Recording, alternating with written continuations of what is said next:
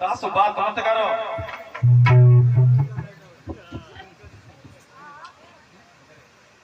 और आ जाइए, गौर करते हैं। इधर धीरे धीरे धीरे धीरे समय व्यतीत होता चला गया।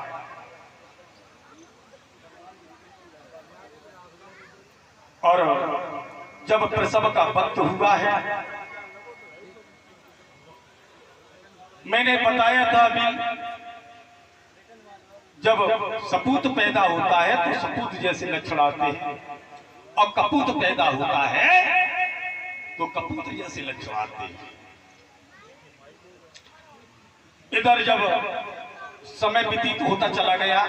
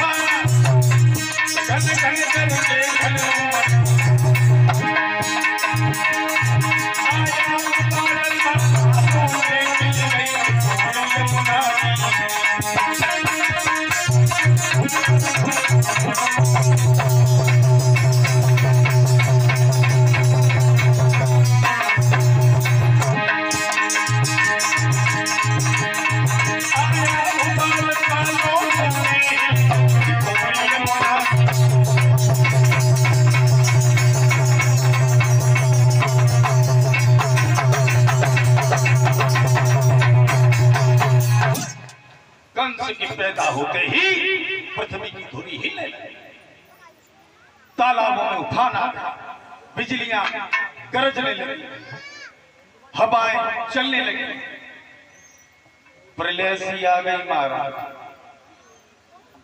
और जब प्रलय सी आई है, उग्रसेन घबरा सोचने लगे कि भूत पैदा हुआ है, भूत पैदा हुआ है, कौन पैदा हुआ है, समझ में नहीं आ रहा। इधर कंस धीरे धीरे आंगन में बड़ा होता गया है। कितना बड़ा, बच्चों में खेलने लगा, बच्चों को मारता है, पीटता है, उन्हें परेशान कर रहा है, उसका रोज का काम बन गया। अब तो मथुरा के सब नर नारी परेशान है। कंस बोला, ए भैया, आज तेरे घर क्या बना है? हाँ, खीर। चल झूठा, अच्छा दिखा, अपई जीव मोई दिखा, और भाई हम अपई जीव से चाटेंगे, अगर मीठी होगी तो हम जान लेंगे कि खीर बनी, और मीठी ना भाई तो तू झूठ बोल रहा है। लड़के ने कही, ले जीभ निकाल। कंस ने उसकी जीभ को ही खा लिया, काटा। इधर अब तो सब बड़े परेशान, बच्चों के साथ खेलने के लिए जाता है, गड्ढा खोद के मार के गाड़ देता है। तब तक उग्रसेन के सामने उनकी प्रजा के लोग आ गए, कहने लगे महाराज आपका लड़का कंस बड़ा दुराचारी है, हमारे बच्चों को मारता है, पीटता है और बेमतलब में मारता है महाराज। उग्रसेन ने कंस को पास में बुलाया, एक बात कहिए कंसराज, हम क्या सुन रहे हैं? तुम प्रजा में प्रलय मचाए हुए हो, बोल क्यों नहीं रहे? कंस बोला बोलते रहो बोले। तुम्हें नहीं मालूम प्रजा में और राजा में वही संबंध होता है जो एक शेर में और जंगल में होता है। जिस तरीका से शेर की शोभा का जंगल से है तो जंगल की भी शोभा का शेर से है। जिस प्रकार राजा की शोभा का प्रजा से है तो प्रजा की भी शोभा का राजा से है। इस तरीका से तुम अगर एक बात सुनो, अगर शेर पूरे जंगल में आग लगा दे तो उसका शरीर किस पर राज्य करेगा? कंस बोला बोलती रहो सुन रहे हैं। और ये क्या कह रहे हो? शेर जंगल शेर राजा प्रजा, कुछ समझ में नहीं आ रहा। उग्रसेन कहने लगे कंस, अरे तुम हमारे खून हो खून और तुम प्रजा को परेशान कर रहे हैं, प्रजा पर अत्याचार कर रहे हैं, बोलते क्यों नहीं? बोलो। कंस बोला सुन रहे हैं, बोले अरे क्या सुन रहे हो? कंस बोला चिल्लाओ, बोल रहे। अरे क्या बोलना चाहते हो तुम? कंस बोला चीखो नहीं, चीखो। अब हम समझ गए। उग्रसेन कहने लगे क्या समझ गए तुम? अब हम समझ गए। हम ये समझ गए कि वास्तव में अब तुम्हारे ऊपर बुढ़ापा है, अब तुम्हारी बुद्धि काम नहीं करी। अब हम ये चाहते हैं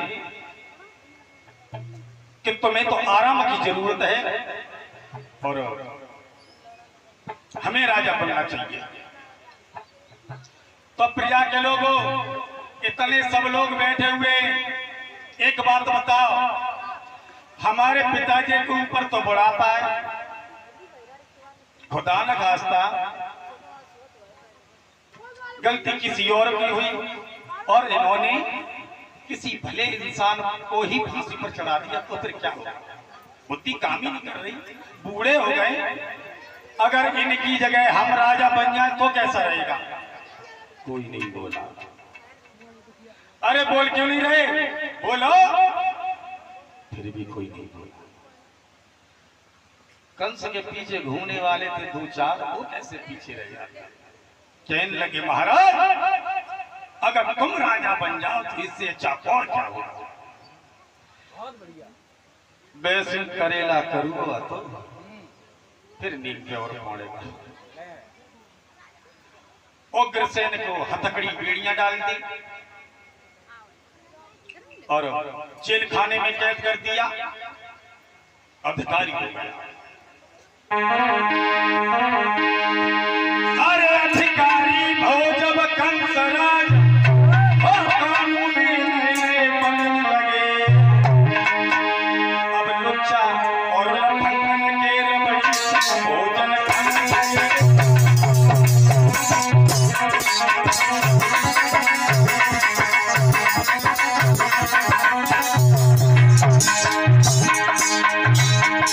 अधिकारी भो जब कंसराज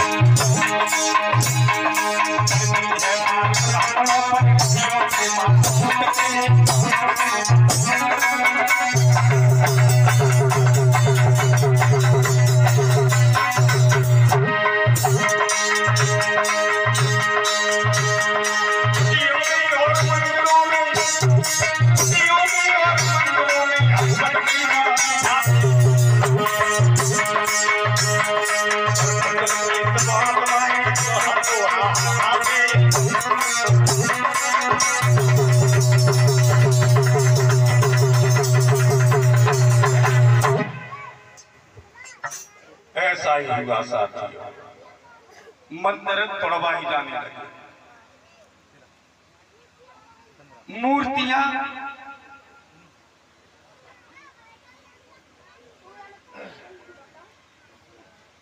नालों में फेंकवाई जाने लगी।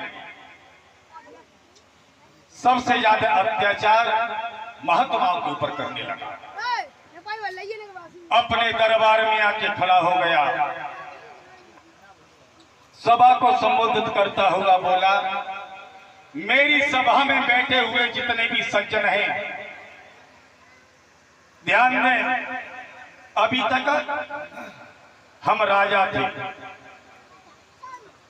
अभी तक हम राजकुमार थे, अब आपकी कृपा से हम राजा भी हैं। और हमारा ये प्रण है कि हमारे राज्य में कभी कोई दुखी नहीं रहेगा, और मैं किसी को दुखी देखना भी नहीं चाहता, क्योंकि मेरा हृदय बड़ा दयालु है। अगर किसी को कष्ट हो तो बता, किसी को कष्ट है? बताओ सब लोग, किसी को कष्ट है? कोई नहीं बोला। बोले क्यों नहीं रहे? बता, कहने लगे। तब तक एक हिम्मत बांध के खड़ा हो गया, कहने लगा, महाराज, आपके पिता के राज्य में महात्माओं को, संतों को, इन लोगों को यज्ञ, हवन, कीर्तन मौका दिया जाता था, लेकिन आपके राज्य में इन सब के ऊपर अत्याचार हो रहा है। आपके पिताजी के राज्य में दीन दुखियों का सम्मान था, लेकिन आपके राज्य में इनके ऊपर अत्याचार हो रहा है। इस बात से हम बड़े दुखी हैं, बड़े दुखी हैं। केवल तुम दुखी है, समझ गए? केवल ये दुखी है। ए जल्लादो, हमारी सभा में कोई दुखी नहीं है, केवल ये दुखी है। इसे ले जाओ और चौराहे पर ले जा करके टुकड़े टुकड़े करके फेंक दो। जब ये जिंदा ही न रहेंगे तो इन्हें कष्ट भी नहीं होगा। ऐसा ही होगा। फिर कंस बोला, बता, और किसी को कष्ट है? सब बोले, महाराज, बड़े सुख शांति से रह रहे हैं आपके राज्य में, कोई कष्ट नहीं है। हाँ, होना भी नहीं चाहिए। कंस, भगवान कंस के राज्य में कोई किसी को कष्ट होना ही नहीं चाहिए। इधर अपने मंत्री से बोला, मंत्री, मंत्री, अब हमें देखो, हमारी तंदुरुस्ती देखो, राजा भी है, किसी बात की कमी भी नहीं है, बहुत कुछ है। अब तो हमें अपना विवाह करना चाहिए, लेकिन मेरे एक बात समझ में नहीं आ रही कि हम विवाह करें तो किसके साथ करें। मंत्री कहने लगा, महाराज, मगध नरेश राजा जरासंध हैं, उनकी दो लड़कियां बहुत सुंदर हैं, अस्ति और प्राप्ति, उनके साथ विवाह कर लो। कंस बोला, चलो तो चलो। के दोनों चंद्रवदन उजियारी,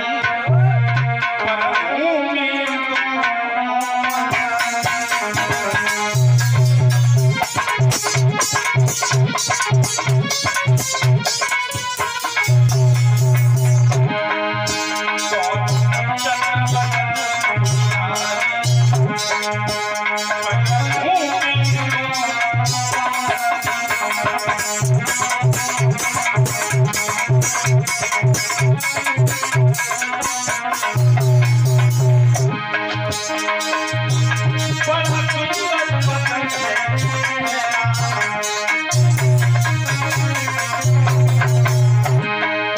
चमके चंद्रमा का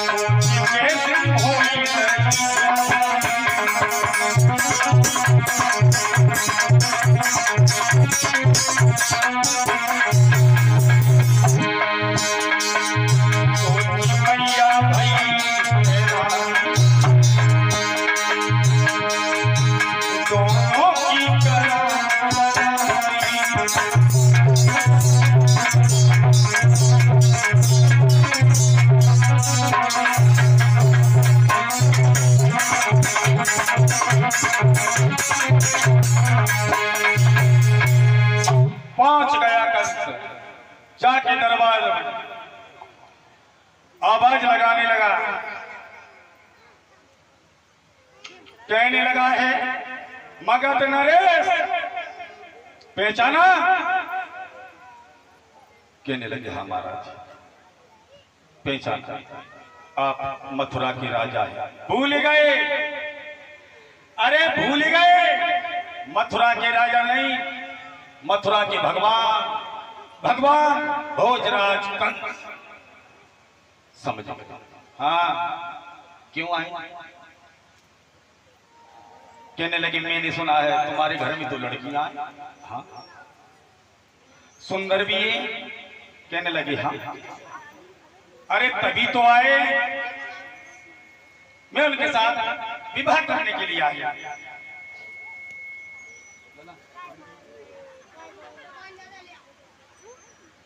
और जरासंध बोले कंसराज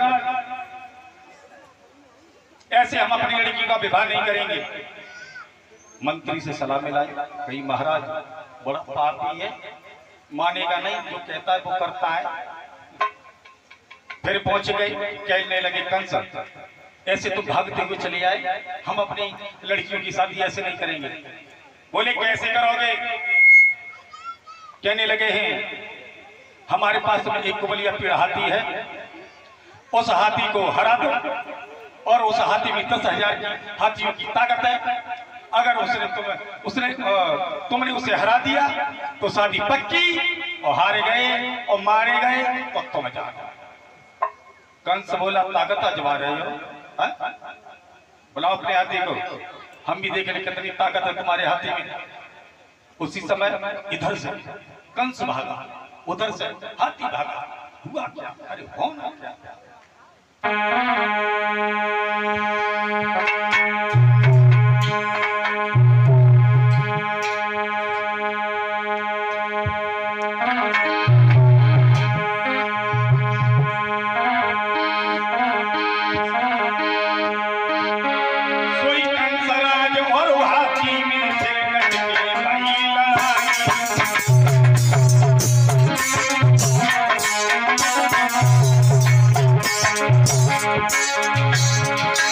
Hasta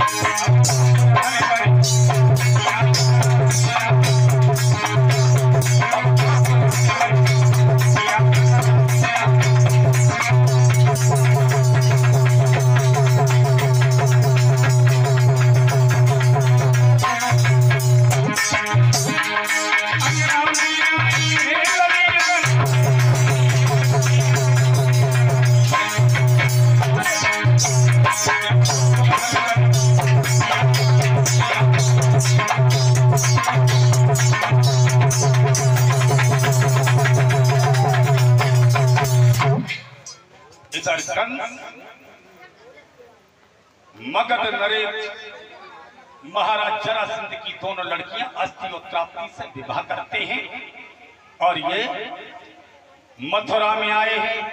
अत्याचार पर अत्याचार होता चला गया।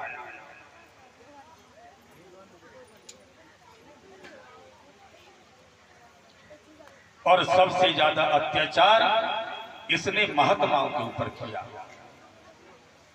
कैसा? कंसराज सबसे ज्यादा अत्याचार कर रहा है महात्माओं पर, और कोई कुछ कहने वाला भी नहीं। कोई कुछ कहता है उसे मरवा देता है, कोई कुछ नहीं कह रहा। महात्माओं के साथ उसने क्या किया? अरे हाथ में कड़ा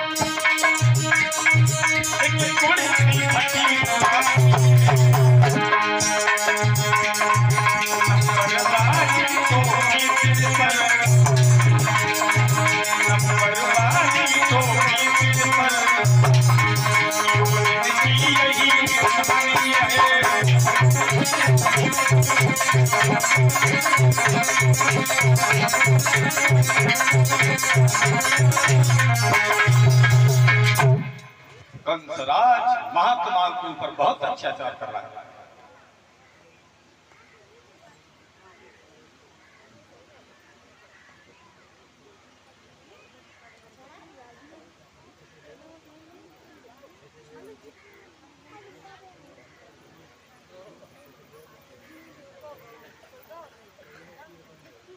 बोलिए गोविंद भगवान की। इधर सबसे ज्यादा महात्माओं के ऊपर अत्याचार किया है इसने, और महात्मा की आत्मा को जो लोग सताते हैं उन्हें भगवान की कभी क्षमा नहीं करते। इधर कंस घोर अत्याचार करता चला गया है। पृथ्वी ब्रह्मा के सामने रोने लगी है, जाकर के कहने लगी है